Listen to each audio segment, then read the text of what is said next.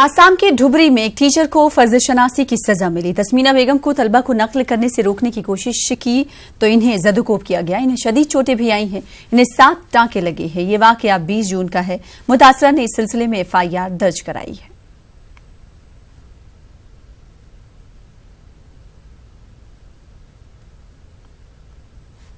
तो ये तस्वीरें आप देख पा रहे हैं जो कि आसाम के ढुबरी की हैं, जहां पर एक टीचर को नकल से रोकने के लिए उनकी पिटाई की गई। जब उन्होंने नकल करने से रोका तलबा को, जिसके बाद उन्हें जदकोब किया गया। आप तस्वीरों के जरिए देख सकते हैं इन्हें शदीद चोटें आई हैं। कहा जा रहा है कि 7 टांके इन्हें लगे हैं।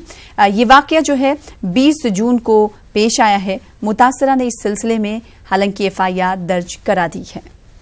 सेहत खिदमात पर नीति आयोग की रिपोर्ट का आज दूसरा शुमारा जारी किया गया। नीति आयोग की रिपोर्ट 2017 और 18 की है। नीति आयोग की रिपोर्ट के मुताबिक सेहत खिदमात के मामले में केरल मुल्क के टॉप पर है, जबकि आंध्र प्रदेश और महाराष्ट्र दूसरे मकाम पर है। नीति आयोग की रिपोर्ट के मुताबिक गुज़िश्ता 1 साल के दौरान हरियाणा, राजस्थान और झारखंड में बेहतरी आई है।